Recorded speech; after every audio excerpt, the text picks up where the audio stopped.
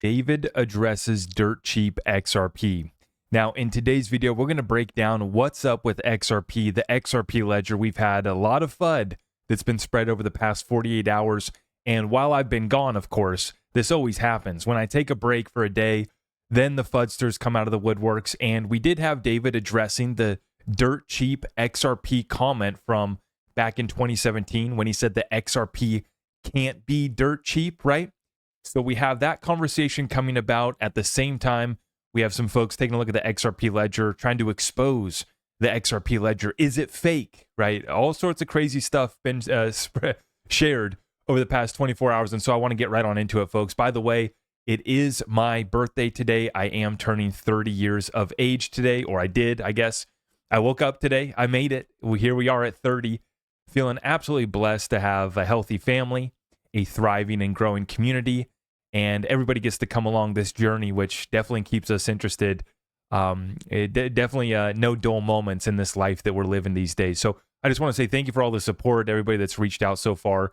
I'm hoping on planning on having a birthday bash live stream tonight. So make sure you guys come on back. I'll probably be doing that about 7:30 Pacific Standard Time, 10:30 Eastern. So make sure you guys keep your evening open if you want to come back and celebrate a little bit later. But without further ado, folks, I want to get right on into this update. Everything's at ZachRector.com. You guys already know the deal. Let's take a look at it. So U.S. banks' unrealized losses hit $512.9 billion in Q2 2024. This is something that I've covered. Over $500 billion of unrealized losses. And please note that this is just on their bonds, not talking real estate, not talking business loans, not talking credit cards, lines of credit, and all those other debt instruments that they have on their balance sheets as well. But this is just on their security holdings, just on their treasuries. Now, what's so interesting about this is you would think, well, now that the rates have gone up and these, this debt's expiring, the banks should be happy, right? They were giving out mortgage rates at 2% and 3%. They were giving out debt at 2, 3, sometimes even less for big corporate accounts, right? And so now with interest rates at 4 or 5% and higher, mortgage rates at a little bit above 6%, you would think, oh, wow, this is great for the businesses because the debt's expiring at 2 and 3%, and now they get to renew at 5 and 6% or even higher, depending on what kind of loan or line of credit we're talking about. The problem being is that the growth here has stalled out, right? There's less debt that's being created out of growing business. More debt's being accumulated now because folks are having to swipe the credit card to pay for groceries and the necessities, right? So the interesting thing about this situation is that the Fed is cutting rates because they have a bunch of debt that is rolling over.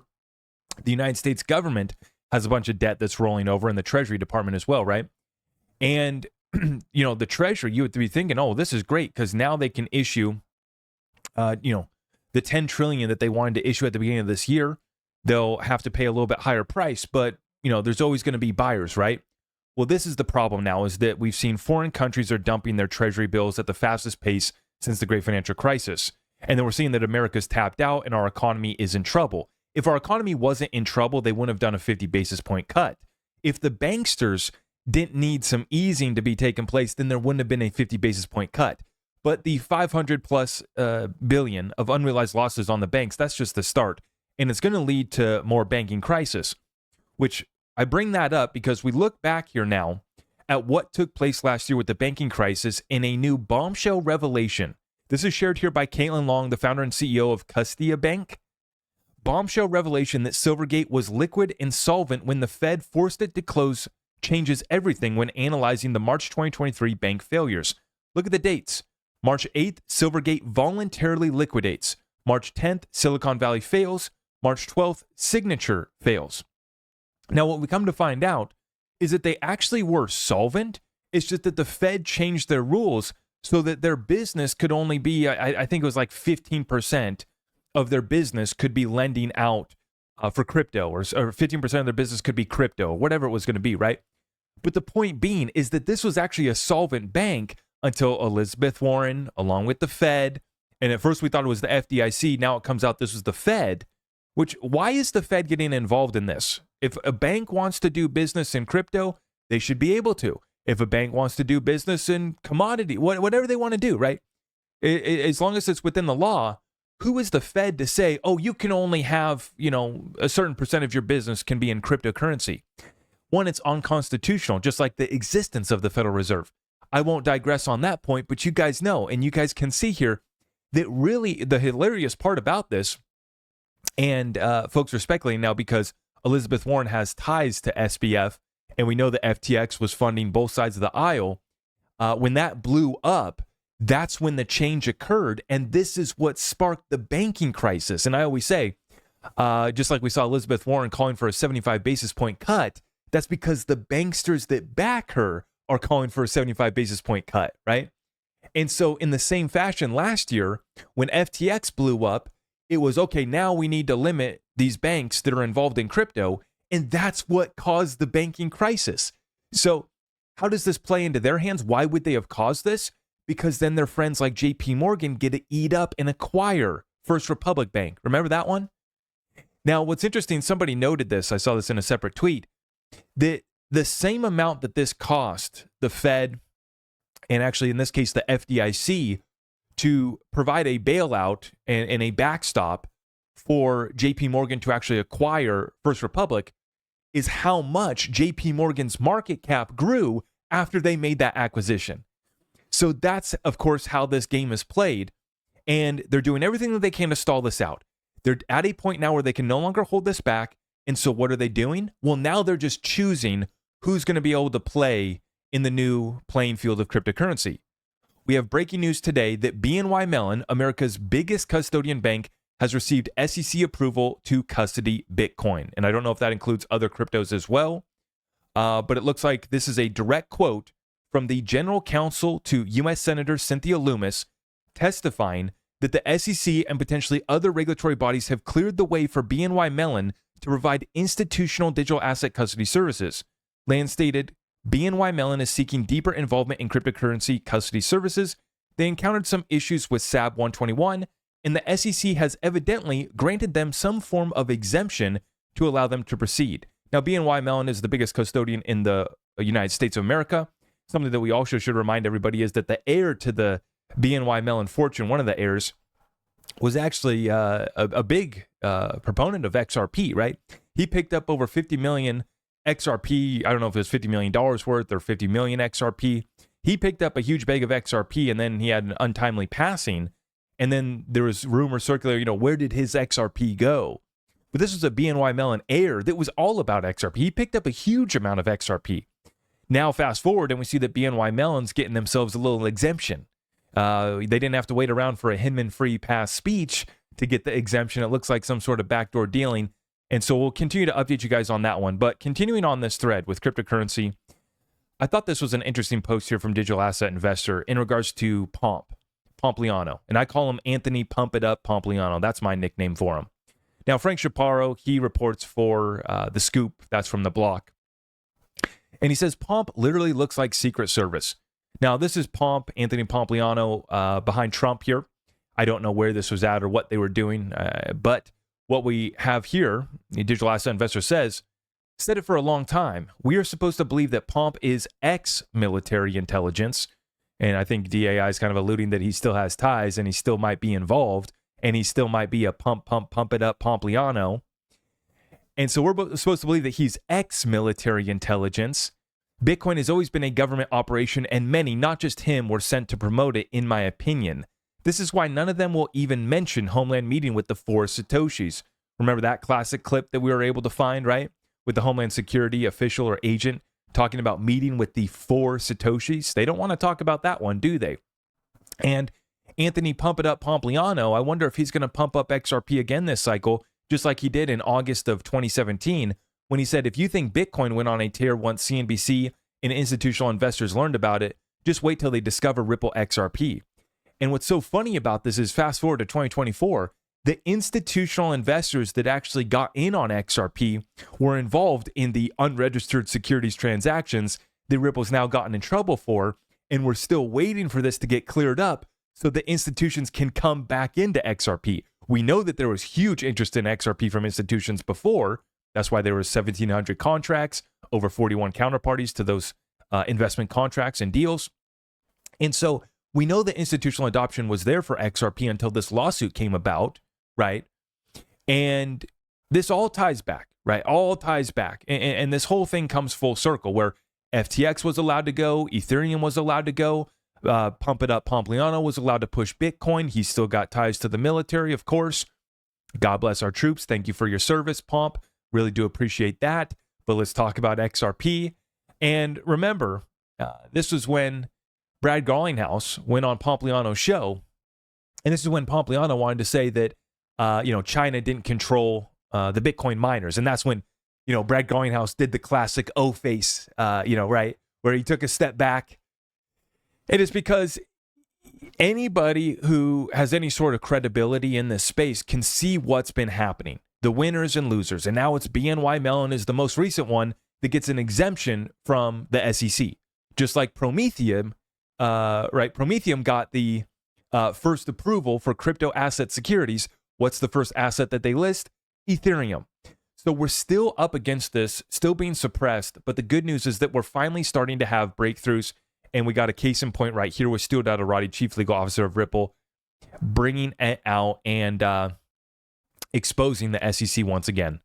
Professor Lee Reiners here testified before Congress recently, and while there's much to critique, even this pro-SEC anti-crypto witness acknowledged the SEC's loss in the Ripple case, as well as a regulatory gap in the crypto spot market that only Congress can close.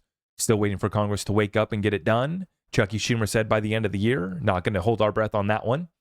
Continuing on, securities laws can't hinge on a mystical decentralization threshold, Hinman's fantasy. And there you have Stuart Adarati bringing back up that Hinman fantasy, that Hinman speech. Yeah. And then we have the object of an investment contract in the example of the Orange Grove from the Howey case, right? Isn't itself a security. It needs to be packaged with a management contract. And one last point we can all agree on, quote, SEC chairs come and go. And that's what I'm so excited for, is this rollover to a new administration. We get to see Gary Gensler gone. Trump says he's going to fire him. But it looks like, if Trump does come in, Gary Gensler is going to be gone one way or another. And we're going to start to bring some accountability to the SEC. These are the three-letter agencies, push Congress towards passing cryptocurrency legislation. And then we get to decide on a level playing field who's going to be the biggest winner. And I'm going to show you right now when the FUD here is picking up once again. This is when we got to cut through that noise. We got to get to the truth on XRP, because when you look in and you dive into it, if it wasn't what we thought it was going to be, if we'd been lied to, if we'd been misled, I'd be the first to admit it. I'm not willing to admit when I'm wrong. And in the case of XRP here, we just haven't been proven wrong yet. Now, has our timeline been delayed? Have we not gone to all-time high again yet? Is XRP still dirt cheap, relatively speaking? Yes.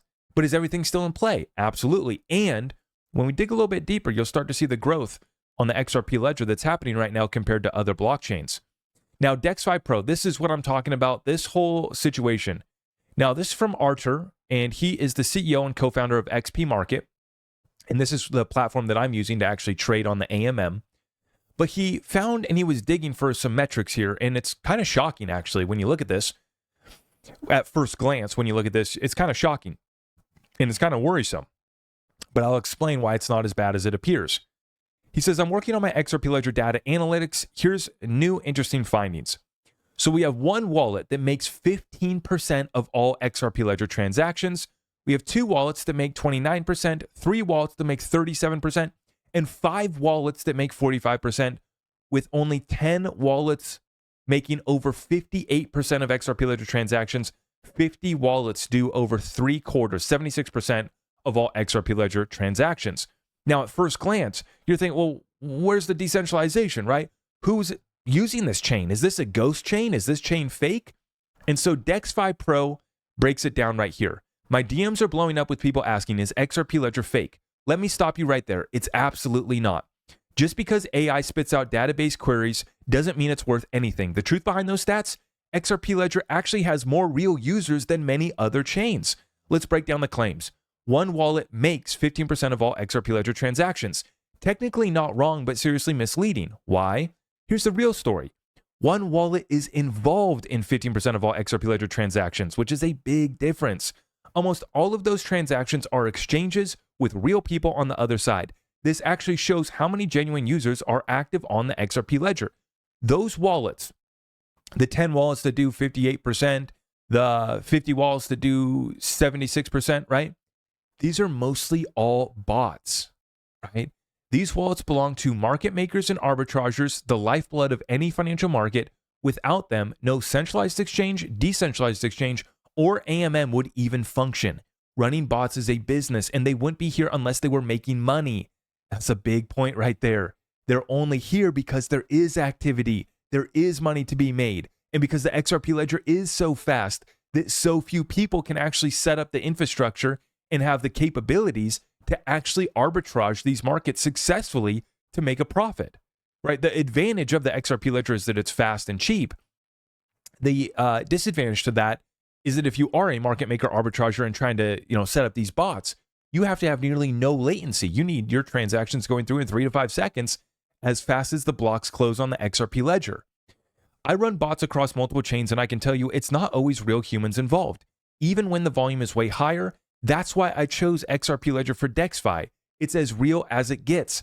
The bottom line, that post stirred up a lot of unnecessary noise, and this is going to come up in debates for a long time.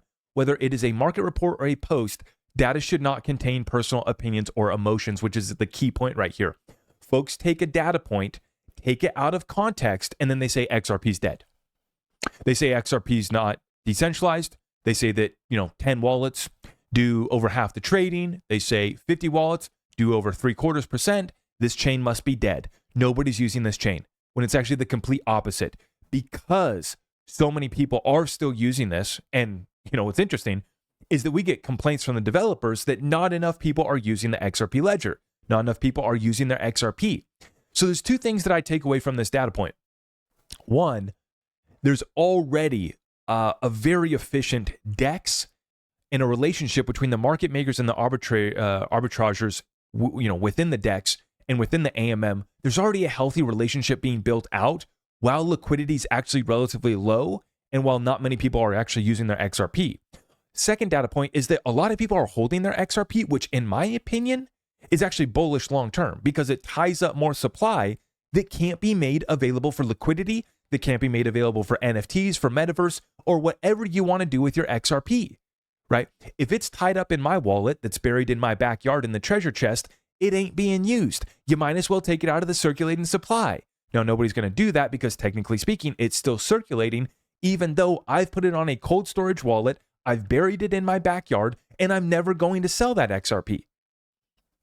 So I think that, when we see these data points, the fudsters come out of the woodworks and they're trying to, hype this one up. Oh, we got you.